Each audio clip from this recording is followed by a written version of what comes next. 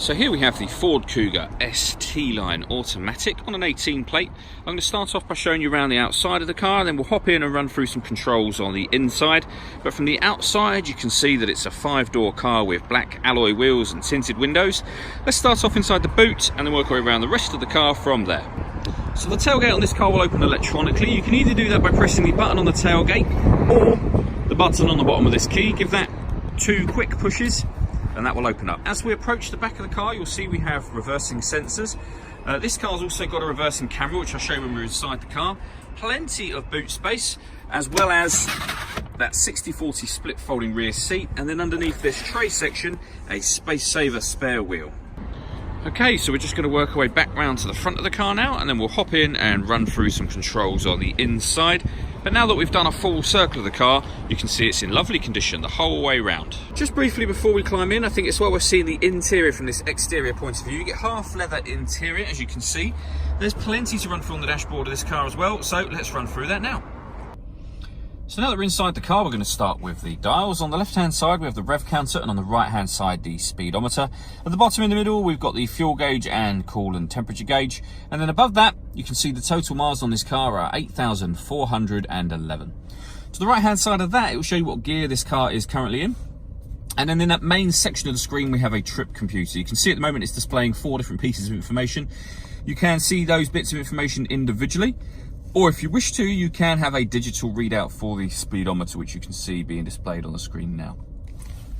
If we back out to the steering wheel, on the left-hand side, we've got the buttons I was just using a second ago, beneath which we have cruise control and speed limiter.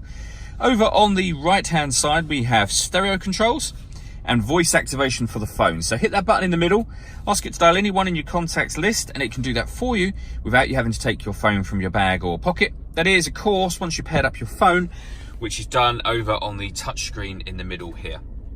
So just hit connect to phone and then pair phone. Search your device and select it once it is found. And just follow those instructions on screen. If we go back to the home screen, music wise, you can see that we've got AM, FM and DAB digital radio.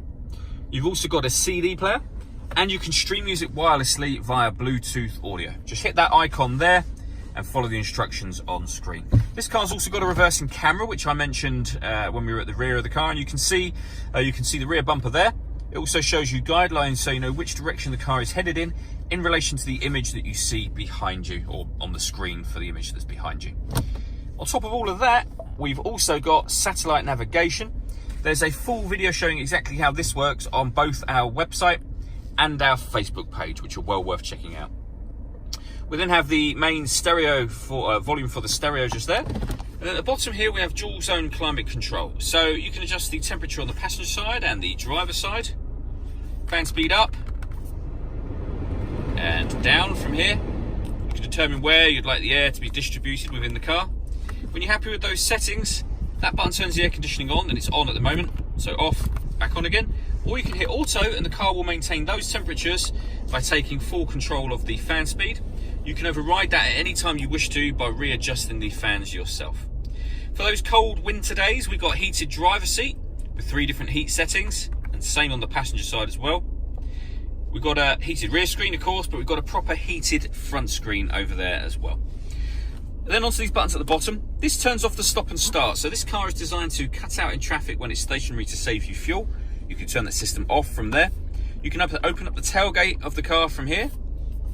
That one turns off the parking sensors, and this one is an important one. This is for the autonomous parking. So this car is able to park itself. I've hit that button.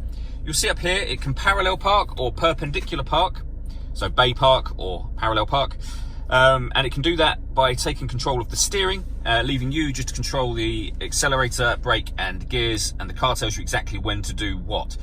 Very clever system, and again this video is showing this working on both our website and Facebook page.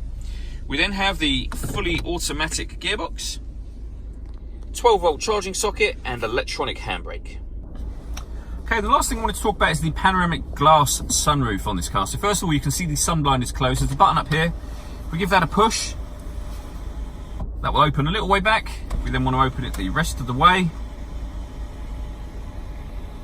And obviously that lets in a lot of light. You can leave it like that, but if you want to, you can open this front section to give you a proper sunroof as well. All that leaves me to say is thank you for taking the time to watch this video. If you'd like to come and see the car in person and have a test drive, please feel free to call any of our MJA sites. We'd love to hear from you soon.